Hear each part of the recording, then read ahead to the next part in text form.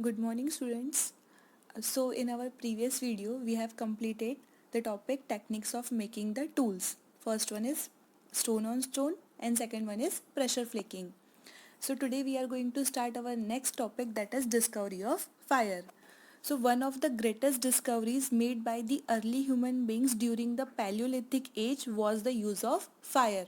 Remember this, it is the greatest discovery, one of the greatest discovery which is made by the human beings in the Paleolithic age was the discovery of fire.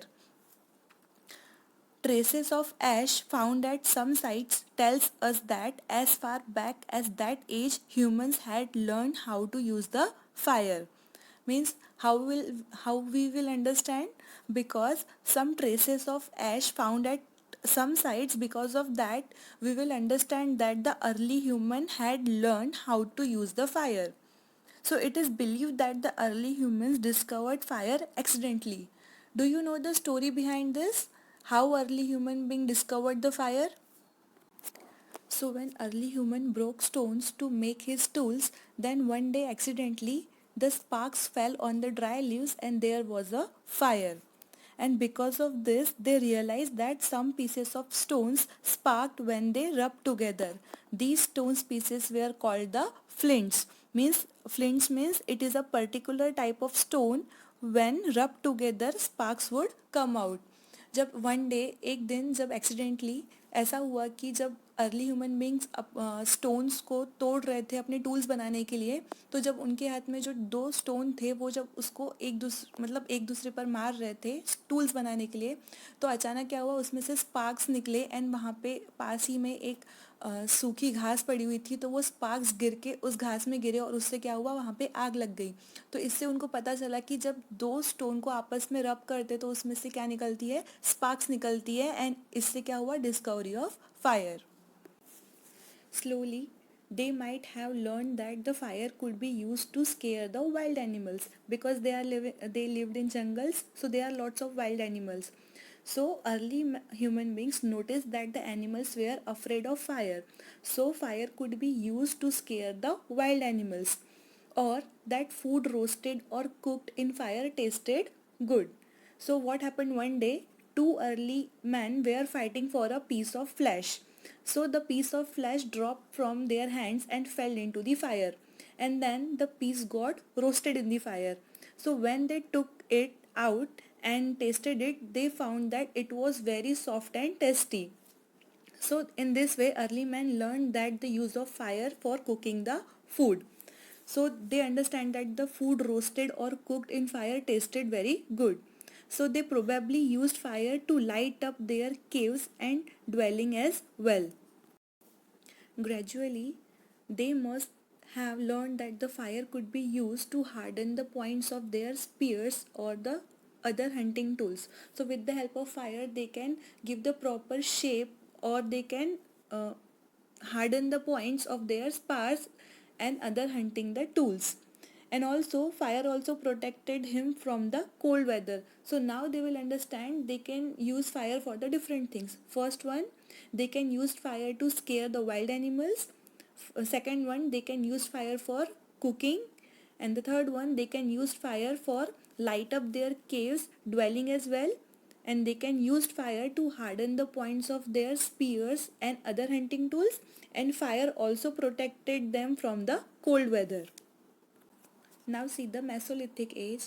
Towards the end of the Paleolithic age, which lasted for more than a million years, the climate started to get warmer. Means the period of Paleolithic age that lasted for more than a million years, and after that the climate started to get warmer. This climate change resulted in the growth of several plant and the animal species. Palaeolithic age के बाद क्या हुआ, climate में automatic changes होने लगे and climate gets warmer, and because of that it results in the growth of several plants and animal species. जैसे ही climate change हुआ, थोड़ा वार्म हुआ, उसके बाद ऑटोमेटिकली कुछ प्लांट्स एंड एनिमल्स की स्पीसीज क्या होने लगी, उनमें ग्रोथ होने लगी. This made life easier for the early humans. Means this climatic, because of that climatic change, it made life easier for the early humans. This period is called the Mesolithic age. Means this period comes after the Paleolithic age, second one Mesolithic age. The changes that took place in nature during the Mesolithic age changed the life of the early hunter-gatherers in many ways. Means because of that climatic change resulted in the growth of plants and animals, it also changed the life of the early hunter-gatherers in many ways. They started making the better tools known as microliths. In this period, in this Mesolithic age, early human beings started making better tools known as the microliths. But in the Paleolithic age, when they were totally dependent upon hunting, they were hunter gatherers. At that time, when they started making the tools, they made some crude tools, right, which are having which not having proper shape and size, and that tools they were used for hunting or killing the animals. But now in this period, when the climate has changed, it also directly affect the life of the early hunter gatherers.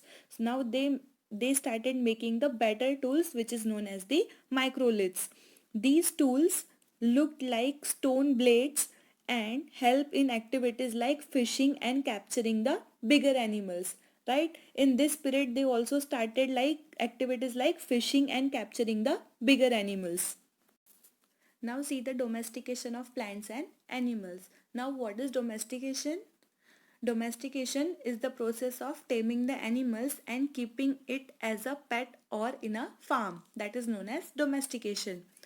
The climatic changes in the Mesolithic age led to the growth of plants like wheat, barley and rice.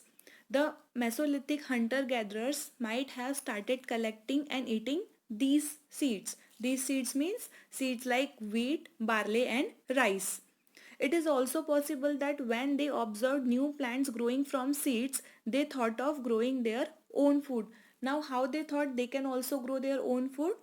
Because at that time, in early time, they used to eat only fruits and roots of the plants and wild animals, right? Their food is fruits, roots of the plants and wild animals. So when they eat the fruits and they throw away the seeds, at that time when they eat the fruit, they just throw away the seeds of that fruits. So one day they found that the seeds they had thrown away had grown into the plants. Now they started collecting the seeds of the different fruits and threw them on the wetland, and in this way early man learned the farming, or they can also grow their own food. And gradually they also must have learned that they could tame the animals by giving them proper food. If they tame the animals, they started the domestication of animals. If they are giving the proper food to the animals, they can also tame the animals. The dog was probably the first animal to be tamed. Just remember, the dog was probably the first animal to be tamed because they can use dog for scaring the other animals.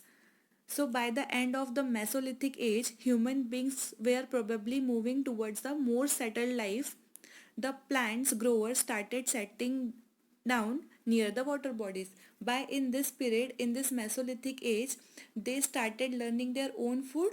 So because of that, they settled at one place. Means they are having more settled life in this age. The plant growers started setting near the water bodies. Why? Because they need water for growing the food crops or growing the plants, and in this stage they also started taming the animals. So for that animals they also need water. So because of that, in this age the plant growers started setting down near the water bodies. But in the first period, in the Paleolithic age, they were having the nomadic life. They were continuously moving from one place to another place in search of food, water and shelter. But in this second age, Mesolithic age, when they started farming, or they can also grow their own food, in this stage they are having a more settled life and they settle near the water bodies. Later, during the Neolithic age, they began to stay at one place for longer periods. So we will read more about this in the next chapter. Now see the Mesolithic sites in India. Mesolithic sites are scattered throughout the India. Major among these are the sites in the plains of Gujarat. Rock shelters of Bhimbetka and Adamgarh is in Madhya Pradesh. Chota Nagpur is in Jharkhand. Sites along the banks of river Ganga and between the Gazipur and Varanasi is in Uttar Pradesh. Bagor and Buddha Pushkar is in Rajasthan. Birbhanpur is in West Bengal and Sanganakallu is in Karnataka, etc. So all these are the Mesolithic sites in India. So today we will stop here. We will start our next topic in our next video. Thank you and have a good day.